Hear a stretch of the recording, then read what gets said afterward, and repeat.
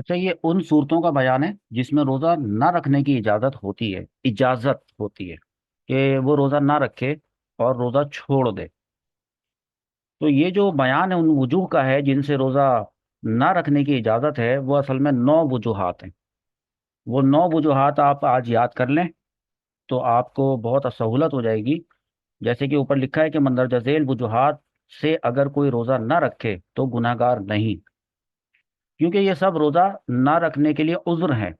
उज़्र का वर्ड आपने फिक पढ़ने में कई मरतबा सुना होगा, जैसे कि वज़ू टूटने के लिए भी उज़्र होता है कि अगर किसी जिस्म के किसी हिस्से पर अगर जख्म लगा हुआ है और अ, जख्म से खून निकल रहा है, आपको मालूम है कि खून निकल कर अगर बह जाता है तो उससे वज़ू टूट जाता है। तो वज़ू अगर किसी का ऐसा जख्म है कि उससे खून निकले ही जा रहा है और जब वो वज़ू करता है फिर देखता है कि फिर बह गया, फिर वज़ू टूट गया, तो और अगली नमाज का वक्त दाखिल हो जाता है, तो ऐसे शख्स को कहते हैं शरई माजूर। और वो हर नमाज के लिए दोबारा वज़ू कर लेगा और हर नमाज के लिए नया वज़ू कर लेगा। और इस वज़ू के बाद अगर उसका खून बहता है कहीं से जख्म में से, तो उसका वज़ू नहीं टूटेगा, क्योंकि उसको उज़्र पाया जा रहा है और वो उस उज़्र पाए जाने की वजह से शरई माजूर है। औरतों में लेकोरिया का जो मसला होता है वो भी इसी हुक्म में दाखिल होगा। हम बात कर रहे हैं रोज़े की। तो रोज़े में वो कौन कौन सी बातें होती हैं जो कि उज़्र बनती हैं, और उज़्र बन जाने की वजह से उस शख्स को जिसको ये उज़्र लाहक है, तो उस लाहिक वाले शख्स को शरई माजूर कहते हैं। वो कौन कौन है वो देख लें। और वो सूरतें कितनी हैं? 9 सूरतें हैं। नंबर 1, जिहाद। तो जिहाद में जब जा रहा है तो उसको रोज़ा रखना मना है, यानी कि उसको रोज़ा ना रखने की इजाज़त है, ताकि वो खा पी कर अपनी ताकत को बहाल रखे। मुजाहिद जब जिहाद पे जाता है तो जिहाद उसके लिए उज़्र बन जाता है, अब वो रोज़ा नहीं रखेगा। बाद में जब जिहाद खत्म हो जाएगा तो उसके बाद वो रोज़ा रखेगा। इसी तरीके से सफ़र में है, अगर कोई सफ़र की एक्सप्लेनेशन इसके बाद मैं देता हूँ आपको कि सफ़र किसे कहते हैं और मुसाफिर किसको कहते हैं। बहरहाल शरई मुसाफिर, उसको रोज़ा ना रखने की दोनों इख्तियारात हैं कि वो चाहे तो रोज़ा रखे चाहे तो रोज़ा ना रखे। और अगर उसने ना रखने वाला ऑप्शन इख्तियार कर लिया और नहीं रखा तो वो गुनाहगार नहीं। बिल्कुल इसी तरह से प्रेगनेंसी यानी हमल। तो हामला औरत, उसको भी रोज़ा छोड़ने की इजाज़त है। बच्चे को दूध पिलाना, बच्चे को दूध पिलाने से मुराद यह है कि एक तो माँ अपने बच्चे को दूध पिलाती है तो उसको भी रोज़ा छोड़ने की इजाज़त है कि वो रोज़ा ना रखे। और बाद मर्तबा ऐसा होता है कि दाई पिलाती है, कोई और औरत किसी दूसरे बच्चे को वो दूध पिलाती है, तो अब चूंकि ये दूध पिला रही है तो ये वाली जो दाई है इसको भी ये उज़्र लाहिक हो गया है, तो वो रोज़ा नहीं रखेगी। और एक्सप्लेनेशन इसकी बाद में अभी नीचे मैं आपको देना शुरू कर रहा हूँ कि इनमें कौन कौन सी ऐसी कंडीशंस पाई जाती हैं, कौन सी सीवियरिटी होती है कि नहीं होती है, और इसको कैसे जज करना है।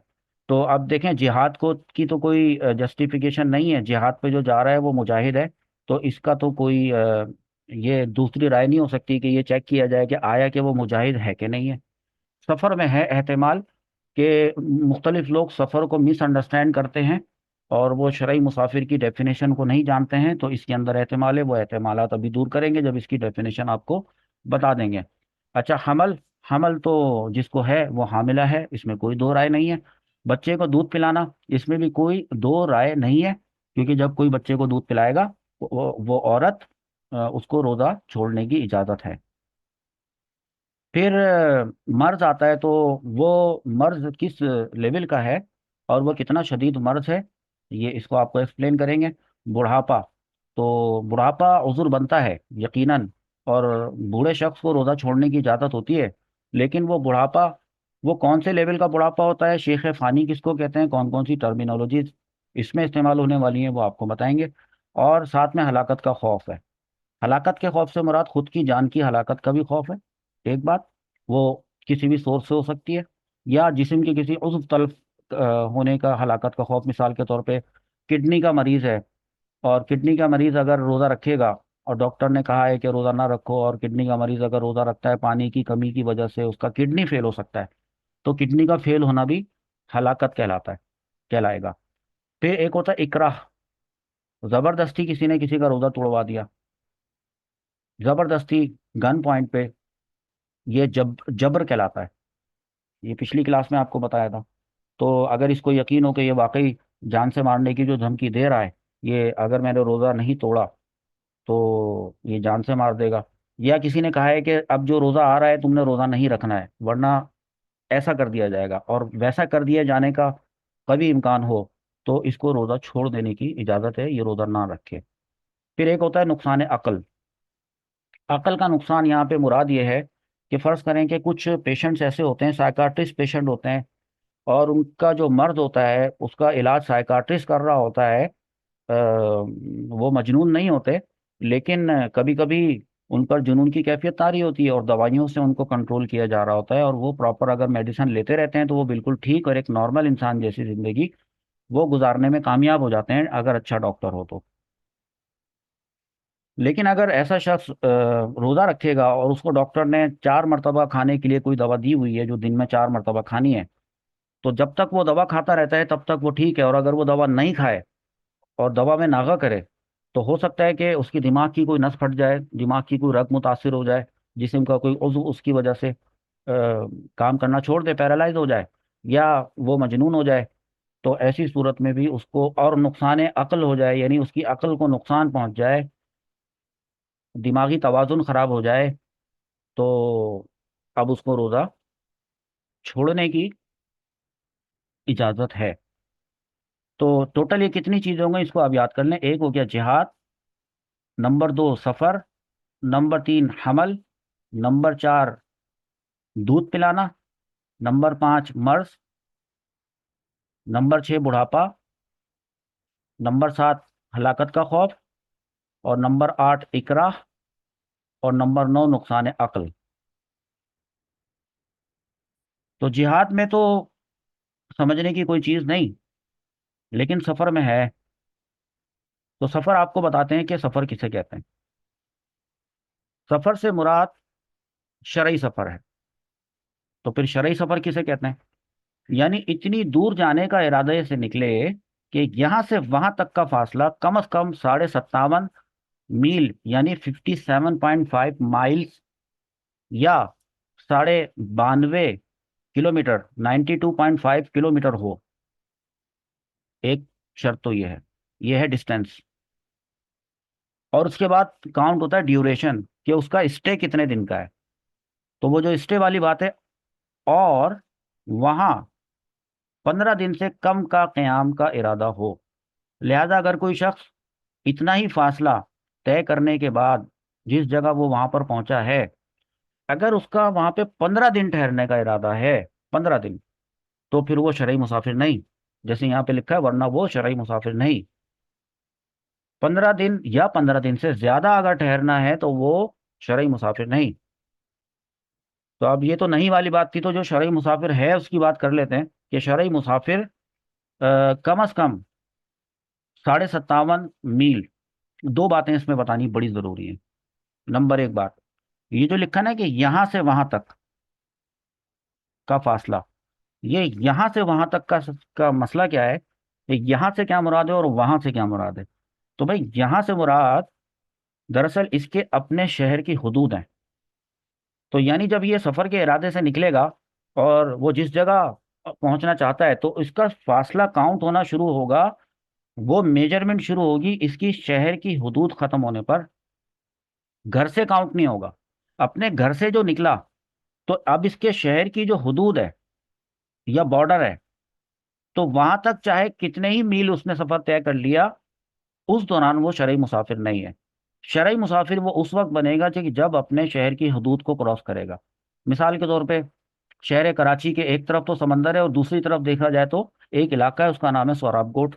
उसको कहा जाता है कि ये शहर की हदूद है। सोराबकोट से आगे निकलेगा तब, अब अगर कोई कोरंगी से सोराबकोट आता है तो कोरंगी से सोराबकोट आने में उसको 1.5 से 2 घंटा लगता है। ये जो 1.5 से 2 घंटे उसको लगे, और उसमें अगर उसने फर्ज करें कि 50 मील सफर भी कर लिया, तो तब तब तक वो शरई मुसाफिर नहीं है। शरई मुसाफिर वो तब बनेगा कि जब वो शहर की हदूद से आगे निकलेगा। जैसे ही वो शहर की हदूद से आगे निकलेगा, वो कसर नमाज पढ़ेगा और शरई मुसाफिर बन जाएगा। शरई मुसाफिर बनने से रोज़ा रखने की पाबंदी उस पर ख़त्म हो जाएगी, इख्तियार हासिल हो जाएगा, चाहे तो रोज़ा रखे चाहे तो रोज़ा ना रखे। और चाहे तो रोज़ा ना रखने वाली अगर ऑप्शन इख्तियार करता है तो फिर रोज़ा ना रखने पर गुनहगार नहीं होगा। तो ये मैंने यहाँ से वहाँ, अच्छा नहीं, यहाँ का बताया, वहाँ नहीं बताया। तो यहाँ से तो हुदूद थी, अब वहाँ जहाँ दूसरे शहर के अंदर जा रहा है, तो ये जब दूसरे शहर की बाउंड्री पे पहुंचेगा या हुदूद में जैसे दाखिल होगा, तो ये उससे मुराद वहाँ है। वो जिस घर में जा रहा है उस घर के अंदर तक दाखिल होने तक, उस घर तक पहुंचने तक की बात नहीं हो रही है, ये बताना था मकसद आपको। और रही अच्छा, ये तो एक बात थी। दूसरी बात, ये जो फिगर लिखी है ना, 57.5 माइल्स को अगर आप किलोमीटर में कन्वर्ट करें तो बनते हैं 92.5 किलोमीटर।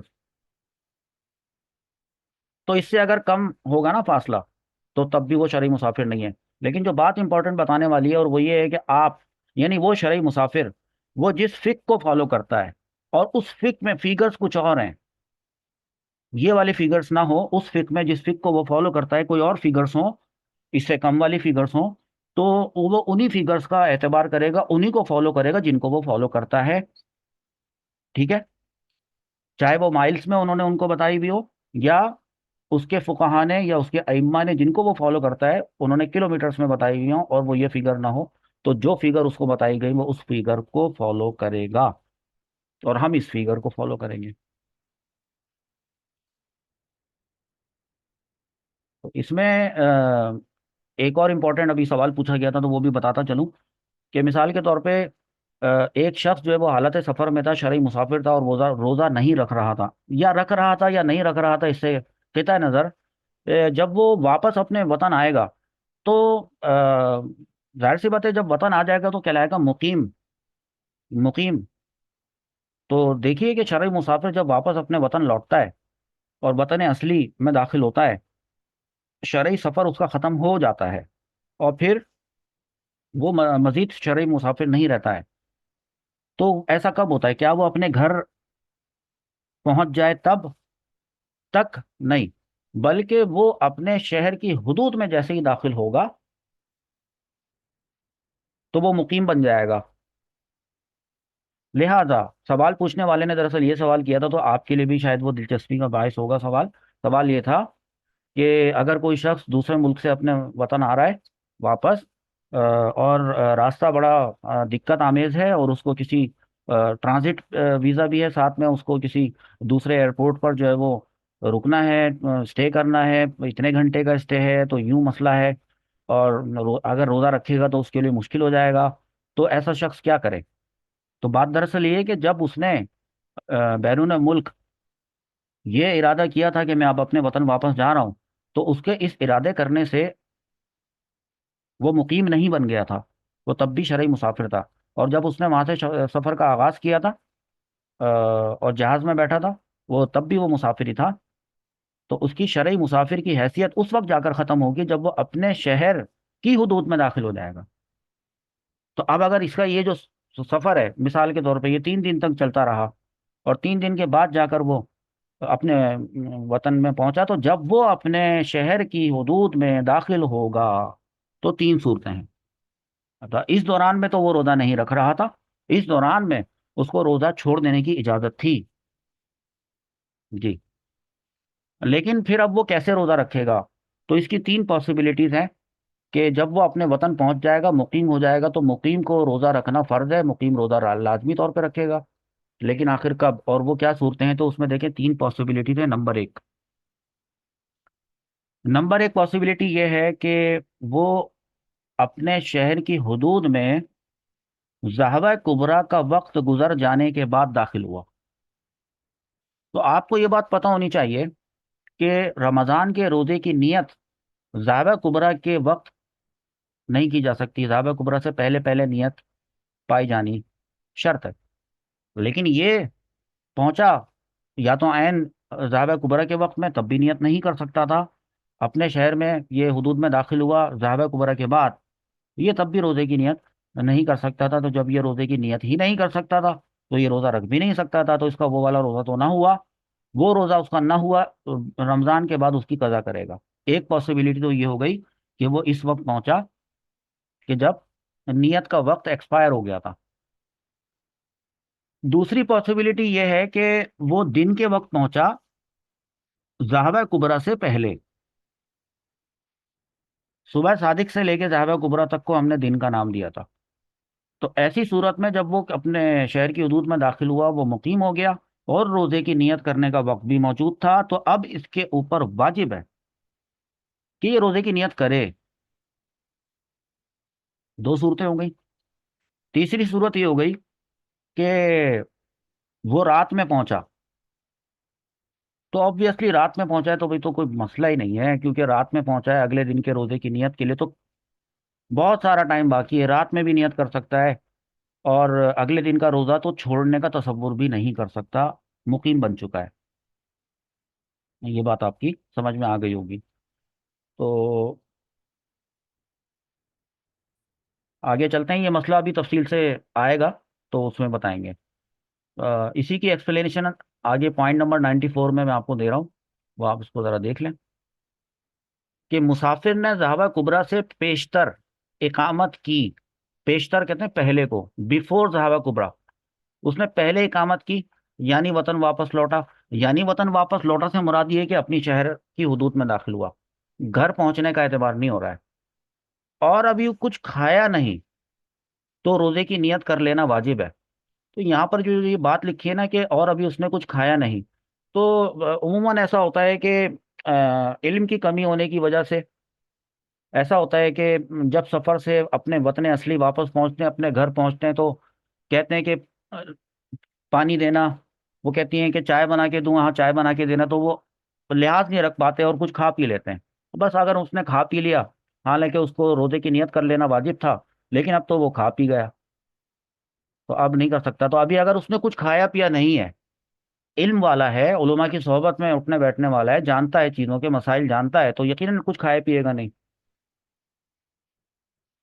तो अल्लाह रब्बुल इज़्ज़त हमें जब भी कभी हम शरई मुसाफिर बने, तो हमें शरई मुसाफिर वाले अहकामात बहुत अच्छी तरीके से सीख लेने की तौफीक अता फरमाए, क्योंकि अक्सर लोग जो है वो शरई मुसाफिर बन जाते हैं, वो दूसरे मुल्क में जाते हैं, तो उनको यही समझ में नहीं आ रहा होता कि हमने कितनी नमाज पढ़नी है। और वो ये समझ रहे होते हैं कि हम, जैसे कसर का मसला है, तो वो कसर में वो ये समझ रहे होते हैं कि हमने हमेशा कसर करनी है। हालांकि अगर वो वहाँ की किसी मस्जिद में जाकर नमाज पढ़ेंगे, जिस मुल्क में वो शरई मुसाफिर हैं, 15 दिन से कम का उनका क़याम है, और वो शरई मुसाफिर हैं, लेकिन अगर वो किसी मस्जिद में जाकर नमाज पढ़ेंगे और उस मस्जिद का इमाम वो मुकीम है, तो मुकीम के पीछे तो ये पूरी ही नमाज पढ़ेगा। बहरहाल ये इस वक्त टॉपिक जो है वो ये वाला नहीं चल रहा, हम रोजे के टॉपिक पढ़ लें, तो कभी इंशाल्लाह तफसील से इसको अर्ज करेंगे। ये भी बड़ी मैथमेटिकल चीज़ें होती हैं, और शरीयत इतनी खूबसूरत और इतनी मज़े की चीज़ है, और इतनी अच्छी चीज़ है शरीयत, कि अल्लाह रब्बुल इज़्ज़त ने क्या खूब जो है वो हमें मुसलमान बनाया, और कितना बेहतरीन हमें जो ये दीन दिया है।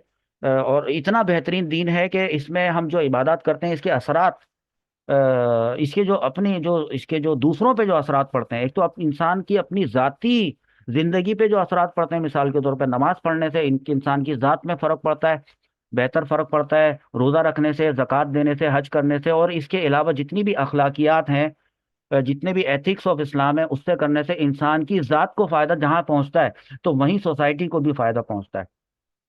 ऑटोमेटिकली सोसाइटी को रूहानी असरात भी मिलते हैं, पहुँचते हैं। तो वो, लेकिन उसके लिए शर्त ये होती है कि आपने वो इबादत कामिल की हो। जैसे कुछ लोगों को देखा है, आपने पढ़ा है कि नमाज बेहयाई और बुरे कामों से रोकती है। आपने देखा कि कोई शख्स है 5 वक्त का नमाजी है, हमेशा नमाज पढ़ता है, कभी नमाज नहीं छोड़ता, लेकिन वो फहाशी भी करता है और बुरी बातें भी करता है, बेहयाई करता है। तो ये नहीं कह सकते कि अल्लाह और रब्बुल इज़्ज़त का कौल गलत है। ये तो नामुमकिन है। और ये बात तो यूनिवर्सल फैक्ट है कि नमाज बेहयाई और बुरी बातों से रोकती है। तो फिर इसको क्यों नहीं रोका नमाज ने? तो फिर यही कहा जाएगा कि इसकी नमाज दुरुस्त नहीं होगी, नमाज में फसाद होगा, नमाज ठीक से नहीं पढ़ रहा होगा, वाजिबात फराइज वगैरह में गलतियां कर रहा होगा। तो जब नमाज कामिल नहीं है, तो इसलिए उसको नमाज का ना तो उसको जाती तौर पे कोई फायदा हुआ, और जब जाती तौर पे नमाज का फायदा नहीं हुआ, तो सोसाइटी को भी और इर्द गिर्द के माहौल को भी, एनवायरनमेंट को भी उससे कोई बेनिफिट हासिल होने वाला नहीं है। लिहाजा यही कहा जाता है कि भाई नमाज पढ़ना फर्ज है। जैसे तो उसी तरह से नमाज सीखना भी फर्ज है। बिल्कुल इसी तरीके से नमाज की हिफाजत करना ये भी फर्ज है। और रोजे के हम मसाइल पढ़ लें तो रोजे के मसाइल भी सीखना। ये प्रेग्नेंट औरत है, हमल वाली या दूध पिलाने वाली है, इनको अगर अपनी जान का खतरा हो, रोजा नहीं रखेगी। या जिस बच्चा या तो पेट में है ना हामला के, उस बच्चे की जान का अंदेशा हो, सेहत के नुकसान का अंदेशा हो, और वो भी सही अंदेशा हो। तो सही अंदेशे से क्या मुराद है? सही से मुराद यहाँ पर क्या है कि उसके पीछे कोई दलील मौजूद हो, कि डॉक्टर ने, गायनाकोलॉजिस्ट ने ये बात बताई हो, तो जिसकी बुनियाद पे वो ये फैसला कर लेगी कि सही अंदेशा है, बिला वजह को कोई वहम नहीं है, तो फिर उसको इस बात की इजाजत है कि उस वक्त रोजा न रखे। और ये जो दूध पिलाने वाली होती है, ये जरूरी नहीं है कि अपनी माँ हो, क्योंकि बाद मर्तबा किसी और से भी दूध पिलवाया जाता है मुख्तलिफ वजूहात की बिना पर। तो अगरचे कि जिसको ये, जिस बच्चे को दूध पिला रही है, ये इसका अपना बच्चा ना भी हो, है जी, तो तब भी वह दूध पिलाने वाली बच्चे की माँ हो या दाई हो, इनको रोजा छोड़ने की इजाजत है। मरीज की बात आई थी, तो मरीज का मसला सुन लें कि मरीज को मर्ज बढ़ जाने का गुमाने गालिब हो।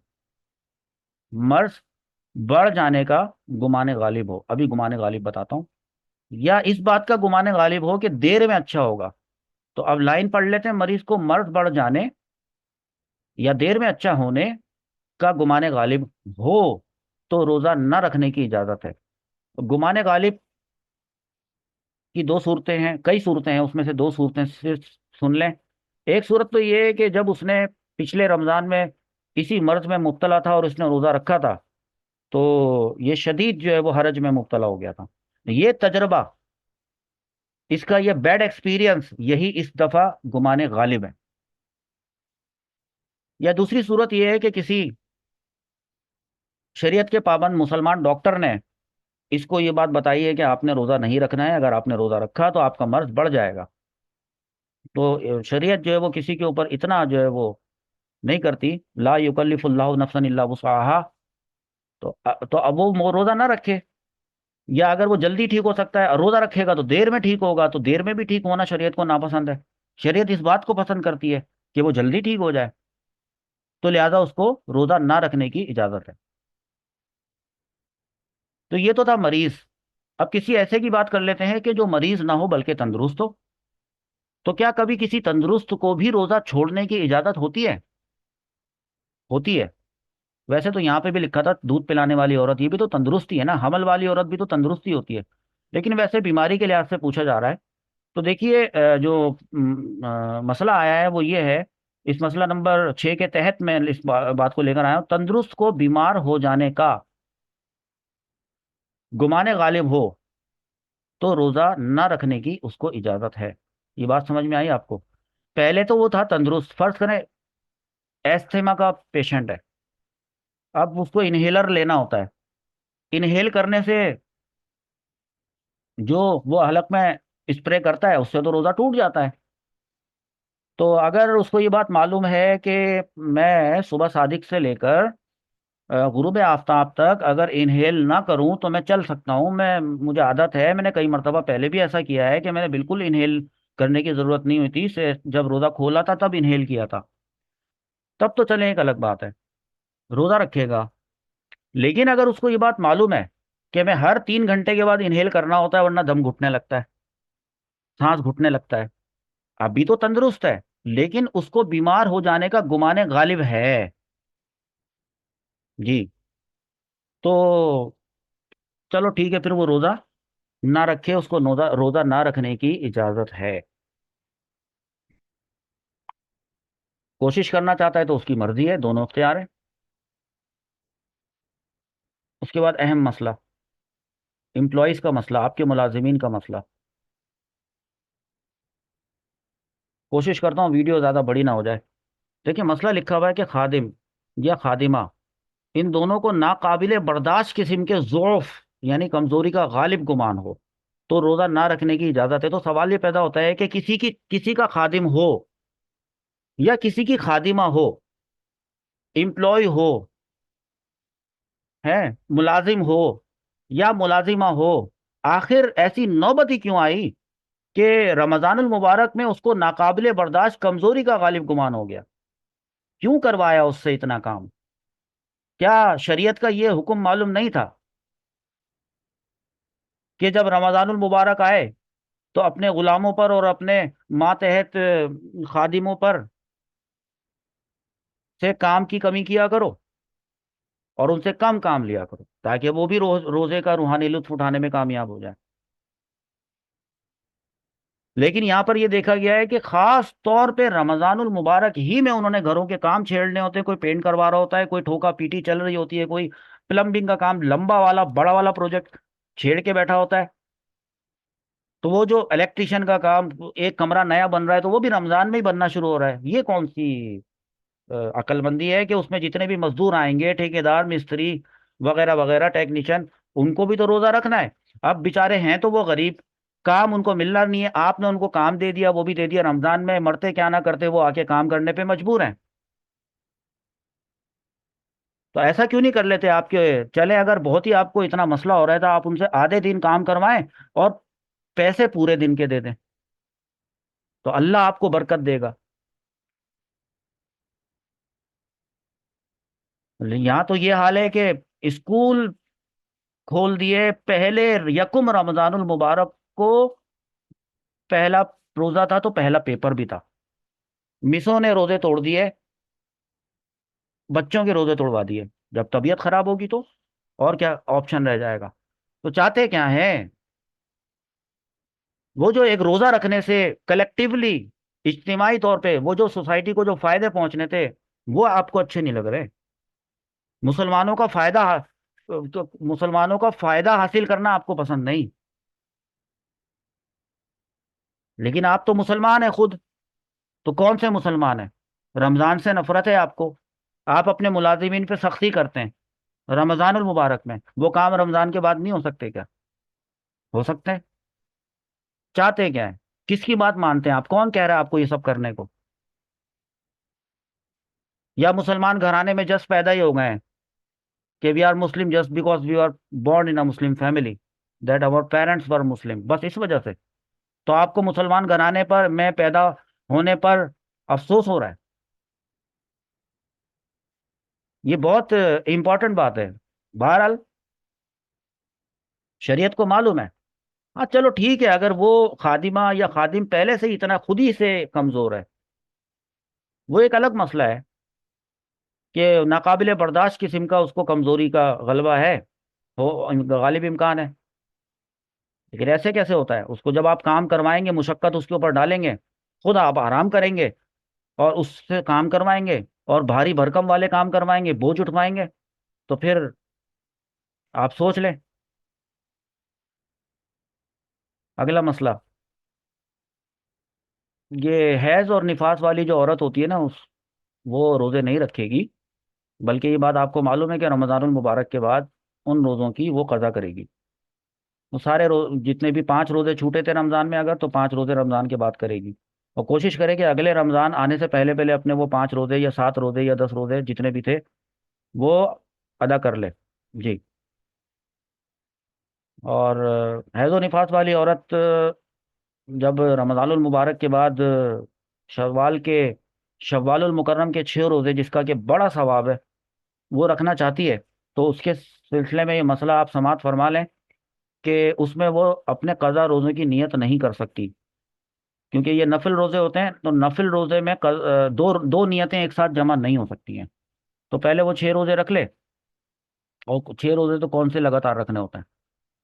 और जैसे ही इन 6 रोज़ों से फारिग हो, तो फिर अपने वो 5 रोज़े जो उसके रमज़ान में छूटे थे वो रख ले। और अगर वो कमज़ोर है, वो नहीं रख पाती है, तो पहले अव्वलीन तरजीह तो वो अपने कज़ा रोज़ों को देगी। ऐसा नहीं करेगी कि वो शव्वाल के 6 रोज़े, चूंकि वो नफली हैं, तो वो नफली रोज़ों को प्रायोरिटी दे, और उसके बाद वो अपने कज़ा रोज़े जो कि उसके ऊपर वाजिबुल अदा थे उन्हीं को छोड़ बैठे। ये बीच में एक मसला आ गया। बहरहाल जब वो रोज़ा नहीं रख रही होती रमज़ानुल मुबारक में, जब वो रोज़ा नहीं रख रही होती, तो उसके खाने पीने का क्या मसला है कि रमज़ानुल मुबारक का वैसे तो एहतराम करना होता है कि जिसको रोज़ा छोड़ देने की इजाज़त होती है, तो वो बाकी दिन वो इस हालत में गुजारता है कि लोगों के सामने खुलकर खाता पीता नहीं है। लेकिन यहाँ पर खास तौर पे एक मसला लिखा हुआ है कि हैज और निफास वाली जो औरत है, वो चाहे उसको ये इख्तियार है कि छुप कर खाए या जाहिरन। हाँ, अगर वो जाहिरन खाती है घर के अंदर, तो उसके ऊपर ये हुक्म नहीं लगाया जाएगा कि उसने रमजान मुबारक की कोई बेहुरमती की है। जी। होगी इसमें शरीयत की कोई हिकमत? कोई हुक्म हिकमत से खाली नहीं है। तो उसको ये बता दिया है कि रोजे की तरह रहना उस पर जरूरी नहीं है। एक मसला आ गया। दूसरा मसला है कि सांप ने काट लिया या किसी जहरीले जानवर ने काट लिया, रोजेदार को काटा। अब उसको जान का अंदेशा हो, तो इस सूरत में वो रोजा तोड़ देगा। वो रोजा तोड़ेगा, अपनी जान की हिफाजत करेगा, और वो जो उसने रोजा तोड़ा है उसका कोई कफारा नहीं है, बल्कि सिर्फ एक कज़ा रमजान के बाद रख लेगा। ये जितने भी सारे मैंने आपको बताए ना, 9 आपको ऊपर बताए थे, ये सारे जो उज़्र हैं, तो इन आज़ार में जो मुब्तला होगा उस शख्स को कहेंगे माजूर। इन तमाम माजूरों पर फर्ज है कि रमजान के बाद उज़्र खत्म होने पर उन रोज़ों की कज़ा रखें। और उन कज़ा रोज़ों में तरतीब फर्ज नहीं है। और हुक्म यह है कि उज़्र जाने के बाद दूसरे रमजान के आने से पहले पहले कज़ा रोजे रख लें। जी। वरना फिर इस तरह कई रमजान गुजरते चले जाएंगे और रोजों का अंबार आपके सर पे जमा होता चला जाएगा। तो क्यों ना एज सून एज पॉसिबल जो है वो अपना कर्ज अदा कर दिया जाए और मकरूज हालत में ना रहा जाए। क्योंकि अगर ये लोग, अगला मसला देखें, अगर ये लोग अपने उसी उज़्र में मर गए और इतना मौका ना मिला कि कज़ा रखते, तो उन पर यह वाजिब नहीं कि फिदिये की वसीयत कर जाएं। सही है। क्योंकि वो अचानक इंतकाल कर गए और उनकी नीयत ये थी कि हम अपना रोज़ा जो छूटा था वो हम रखेंगे, लेकिन अचानक मौत आ गई। तो वैसे तो ये हुक्म है कि अपने मरने से पहले वसीयत करेगा अपना कर्ज अदा करवाने की और अपने नमाजों के फिदिये की और रोज़े की फिदिये की। तो अब लेकिन ये तो सूरत हाल दूसरी हो गई है। तो अब इसने फिदिये की वसीयत नहीं की है। अच्छा, जिसने फिदिये करने की वसीयत की हो, तो उससे क्या है, फिर भी वसीयत की तो तिहाई अगर की, अगर उसने वसीयत की थी, तो वो वसीयत तिहाई माल में जारी हुई। तिहाई माल क्या होता है? 1/3 ऑफ द होल प्रॉपर्टी। तो 1/3 में से उसकी वो जारी होगी। ठीक है। और अगर इतना मौका मिला कि कज़ा रोजे रख लेते, तो रख लेने चाहिए थे। इसलिए कह रहे हैं ना, अगला रमजान आने से पहले रख लें।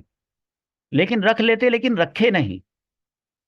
तो अब उसके ऊपर ये बात वाजिब है कि वसीयत करे, कहीं वो इंतकाल ना कर जाए। और ये जो उसने नहीं रखे थे, वो इस सोच में नहीं रखे थे कि अभी तबीयत ऐसी है, अभी वैसी है, सर्दियों में रखूंगा तो यूं करूंगा। इन नियत बिल्कुल ठीक थी। लेकिन अगर नियत में ही खराबी थी और आमदन जानबूझकर ही नहीं रखे थे, तो अब तो बदरजा औला वसीयत करना वाजिब है। अगर वसीयत ना की है, अगर वसीयत ना की बल्कि वली ने अपनी तरफ से दे दिया, तो भी जायज है। बगैर वसीयत के एहसान किया है उसके वली ने, एहसान अजीम किया है। हालांकि बगैर वसीयत के फिदिया देना वली पर वाजिब नहीं था। मैं अक्सर लोगों से कहता रहता हूँ, आपके दोस्त अहबाब में अगर किसी का इंतकाल हुआ हुआ है, अब क्या किसी को वसीयत का लफ्ज नहीं पता, वसीयत किसको कहते हैं, ना रोजे के मामलात मालूम, इंतकाल करके बेचारे चले गए। तो अगर आपके पास थोड़ा बहुत इतना माल है, आप चले, आपका रिश्तेदार हो या ना हो, भाई देखें, इंतकाल आपका भी होगा, मेरा भी होगा, हमारा भी होगा, हमने भी उधर ही जाना है। तो अब वो पूछ लेता कि इतना माल छोड़ के तुम चले गए, तुम्हारी वरासत इतनी लाखों करोड़ों रुपए की तकसीम हो गई, यार मेरे लिए तुम मेरे दोस्त थे, मेरा फिदिया ही दे देते, तब भी तुम्हारा कसीर माल बचा रहता, तो तुम्हारे वरासत में तब भी कोई फर्क नहीं पड़ने वाला था।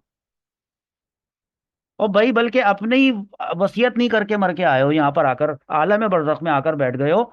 अपनी भी वसीयत माशाल्लाह माशाल्लाह, अपनी भी वसीयत नहीं करके आए, रोजों को फिदिया, इतने सारे रोजे तुमने खुद छोड़े हुए हैं। अब आओ तुम भी यहाँ पे बैठो। अब इंतजार करते हैं कि किसी को ख्याल आ जाए, हम में से, हमारे माँ बाप में से या औलादों में से, किसी को शायद ख्याल आ जाए तो वो दे दें फिदिया रोजों का, हमारे वाले फिदियो तो हमें जान छूटे इस अजाब से।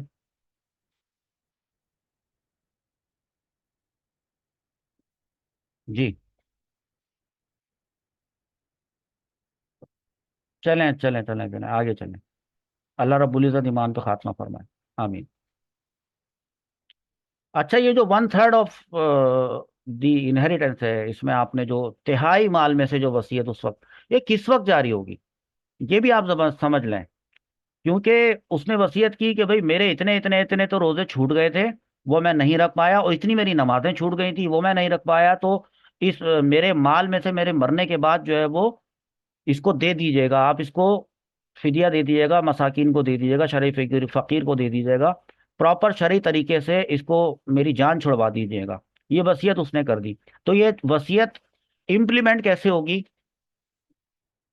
वो देख लें, जारी कैसे होगी वो देख लें, कि जब उस मैयत के वारिस भी हों, और अगर वारिस ना हो, और सारे माल से फिदिया अदा होता हो, तो सारा, जो सारे माल को अगर मिला लिया जाए तब जाके फिदिया अदा हो पा रहा हो, तो सब का सब माल फिदिये में सर्व कर देना वाजिब है।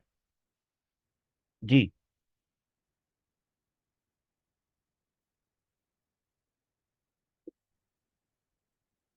आगे बढ़े, मसला अगला है। जल्दी जल्दी से, अब छोटे छोटे मसले हैं, जल्दी जल्दी से देख लेते हैं। एक शख्स की तरफ से दूसरा शख्स रोजा नहीं रख सकता।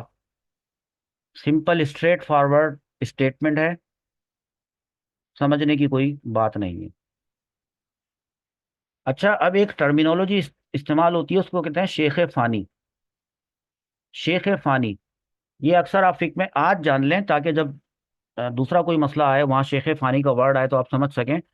ये एक ऐसा बूढ़ा है, यानी वो बूढ़ा जिसकी उम्र ऐसी हो गई कि अब बस रोज बरोज कमजोर से कमजोर तर ही होता चला जाएगा। अल्लाह रब्बुल इज़्ज़त से पनाह मांगते हैं, या अल्लाह ताला चलते फिरते हाथ पैर सलामत इस दुनिया से आप उठा लीजिएगा।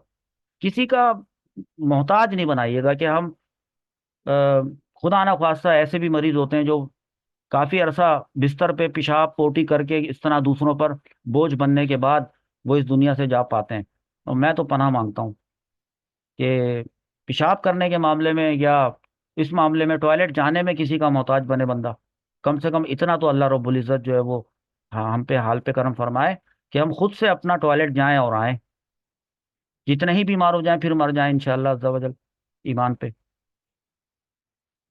तो दोबारा से देखें, शेख फ़ानी, तो अल्लाह ताला शेख फ़ानी बन की नौबत आने से पहले ही हमारा जो है वो, अल्लाह ताला ने फरमाया लक़द खलक़नल इंसाना फी अहसनी तक़वीम। उसके बाद सुम्मा रददनाहु अस्फला साफिलिन। तो इस बात से भी हमें पनाह मांगनी चाहिए। तो ये वो वाली सूरत है कि शेख फानी, यानी वो बूढ़ा जिसकी उम्र ऐसी हो गई कि अब रोज बरोज बस कमजोर ही होता जाएगा, जब वो रोजा रखने से आजिज हो।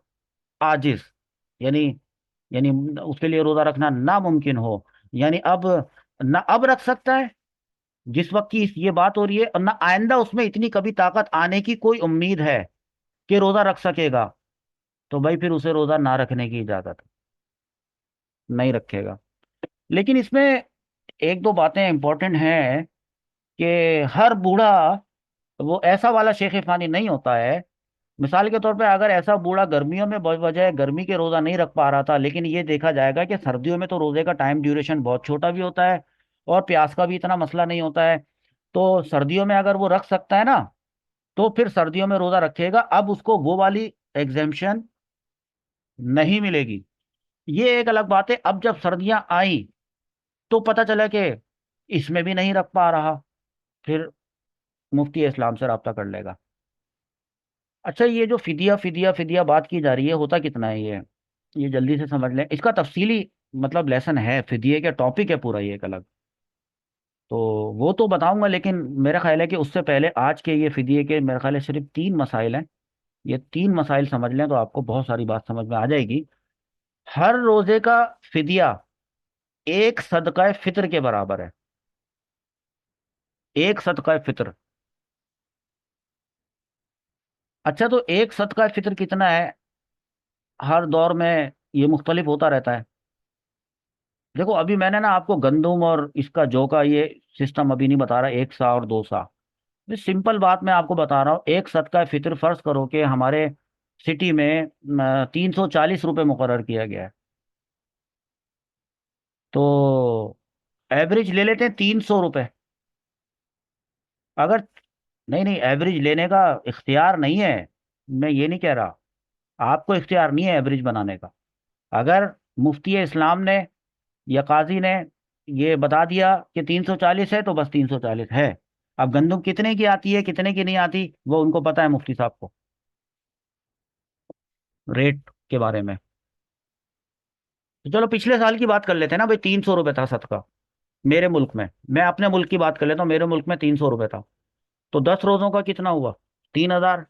अगर किसी ने 30 रोजे छोड़े थे, 9,000। ऐसे, तो आप किसको कैलकुलेट करें, मुझे आप कमेंट्स में दीजिएगा, ये आपको सवाल छोड़ता हूँ। तो अच्छा, अब अगर ये तो पैसों में कर रहे थे ना सदका फितर। अब यानी एक रोजे के बदले एक मिस्कीन को 2 वक्त पेट भरकर खाना खिलाना उस पर वाजिब है। तो 2 वक्त का खाना है, एक मिस्कीन को ये खिलाएगा तो एक रोजे का फिदिया अदा होगा।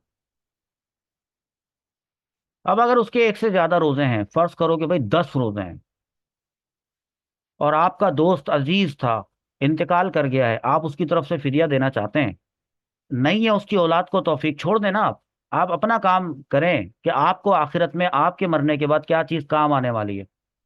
आप आज किसी मरहूम के फायदे का कोई काम करेंगे ना, तो जब आप मर के चले जाएंगे तो अल्लाह ताला इस दुनिया में आपके मरने के बाद किसी ऐसे शख्स को पैदा फरमाएंगे जो वैसा ही वाला काम आपके लिए कर देगा, इंशाल्लाह।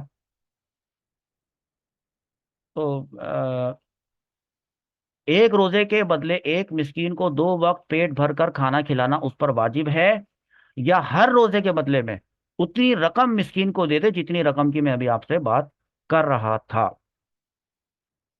तो जिस वक्त ये रकम दे रहा होगा उस तारीख का एतबार होगा। ये नहीं होगा कि चूंकि तो उसने 20 साल पहले रोजे छोड़े थे, नहीं। और ये जिस मुल्क में है, और मिस्कीन जिस मुल्क में है, जिस मिस्कीन को ये दे रहा है उस मुल्क के रेट्स के हिसाब से, सही है।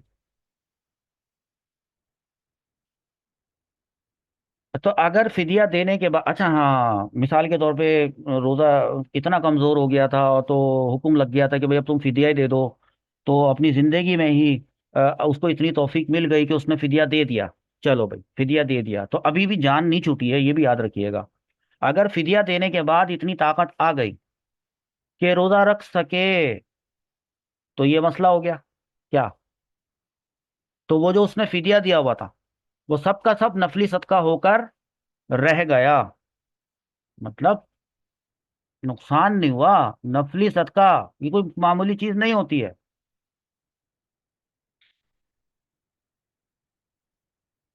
जब इंसान का इंतकाल होता है ना, तो तो जब फरिश्ता आता है, मौत का फरिश्ता, जब इंसान, अल्लाह रब्बुल इज्जत ने फरमाया है कि जब फरिश्ते को, मौत के फरिश्ते को देखता है तो मरने वाला शख्स फरिश्ते से कहता है कि बस मुझे एक पल के लिए, एक लम्हे के लिए मुझे दुनिया में वापस जाने दो।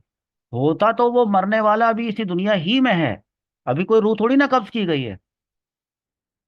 लेकिन चूंकि जब इंसान को फरिश्ता नजर आ जाए मौत का, बस अब वापसी का रास्ता नहीं है, वापसी का रास्ता नहीं है अब उसने देख लिया, तो इसका मतलब है कि इंतकाल तो उसका हो गया, ट्रांसफर। समझ में आ रही है बात? उस वक्त मरने वाला फरिश्ते से ये दरख्वास्त करता है कि बस मुझे एक पल के लिए, एक लम्हे के लिए दुनिया में वापस जाने दो। फरिश्ता उससे कहता है, मैं कौन सी कुरान की आयत बता रहा हूं ये भी मुझे कमेंट्स में दें। तो फरिश्ता उससे कहता है कि एक लम्हे में तुम क्या कर लोगे, तब इतनी लंबी चौड़ी 50-60 साल की जिंदगी गुजार के आए हो, तो एक लम्हे में क्या कर लोगे। तो वो पता है क्या जवाब देता है, बता दूं या कमेंट्स में मांगू? चलो बता देता हूं। तो मरने वाला कहता है कि मुझे एक लम्हे के लिए बस दुनिया में जाने की इजाजत दे दो ताकि मैं सदका कर लूं। यानी उसको वो जो मौत के वक्त उसको जो उसकी जो अकल जो है वो उसमें जो इजाफा हो जाता है, उसको सब कुछ समझ में आ जाता है कि दरअसल इस वक्त वो कौन सी चीज है, बड़ी से बड़ी वो कौन सी चीज है जो कि मुझे आगे आने वाली मुश्किल मराइल से और नज़र की सख्तियों से बचा सकती है। तो वो तो होता है सदका। क्योंकि एक लम्हे में वो 2 रकात नमाज तो नहीं पढ़ सकता जाके वुजू करके। एक लम्हे में कर क्या सकता है? एक लम्हे के अंदर वो आवाज दे के ये कह सकता है कि फलाना रकम फलाना को दे देना सदके का, या हाथ में रखे हुए पैसे एक लम्हे में उठाकर किसी गरीब को दे सकता है। ये तो हो सकता है, इसके अलावा तो कुछ नहीं हो सकता। बहरहाल, तो नफली सदका होकर रह जाएगा उसका वो फिदिया। तो अब उन रोजों की वो क्या करेगा? कजा रखेगा। आखिरी मसला समाप्त कर लें, उसके बाद छुट्टी करें। इस दौरान, जिस दौरान मैं पढ़ा रहा हूँ, तो मेरी आवाज़ कट कट के जा रही है क्योंकि नेटवर्किंग का इशू है। लेकिन जब आप ये वीडियो देख रहे हैं तो इस वक्त आपको, मैं उम्मीद करता हूँ पूरी वीडियो मुकम्मल हो जाने के बाद आप बताइएगा कि आपको आवाज़ कैसी आ रही थी, डिस्टॉर्शन तो नहीं थी, या कट कट के तो नहीं आ रही थी। आखिरी मसला है, मसला नंबर 24 है बाहर शरीयत का। हमारे पास पॉइंट नंबर 109 है। ये भी इख्तियार है ऐसे शख्स को जो फिदिया दे रहा है, उसको ये भी इख्तियार है कि जब रमज़ान शुरू हो, उसको पता है उसने तो रोज़े नहीं रखने, तो शुरू रमज़ान ही में पूरे रमज़ान का एकदम फिदिया दे दे या आखिर में दे दे। ये दोनों उसको ये इख्तियार है। बहरहाल, शुरू में काम कर लेना ज़्यादा बेहतर होता है, न जाने इस रमज़ान में इंतकाल ही हो जाए। तो अल्लाह रब्बुल इज़्ज़त से दुआ है कि जो सीखा उसको लिख लेने की तौफीक अता फरमाए और बाद में दूसरों को सिखाने की तौफीक अता फरमाए। तो 109 मसले हो गए और उसके बाद फिर आगे चलेंगे, मजीद मसाइल सीखेंगे। एक एक ही बस आपकी क्लास बाकी है, रोज़ों के मसाइल पर एक ही क्लास बाकी है जो अब अगली होने वाली है। और उसके बाद फिर एक एहतिकाफ के टॉपिक पे क्लास रखेंगे। एहतिकाफ में आपको वो बातें बताएंगे इंशाअल्लाह अज़्ज़ा वजल कि आपका दिल खुश हो जाएगा और आपकी रूह को जो है वो ताजगी मिलेगी। और एहतिकाफ से मुताल्लिक कुछ गलत फहमियाँ जो कि आवाम में जो है वो मशहूर हैं, तो उनका इजाला भी इंशाअल्लाह अज़्ज़ा वजल करेंगे। उस वक्त तक के लिए इजाज़त दीजिए बस। अस्सलामु अलैकुम वरहमतुल्लाहि वबरकातुहू। वालेकुम अस्सलाम वरहमतुल्लाहि वालेकुम वबरकातुहू। सलाम। السلام अस्सलाम ورحمة वरहमतुल्लाहि الله वबरकातुहू। وبركاته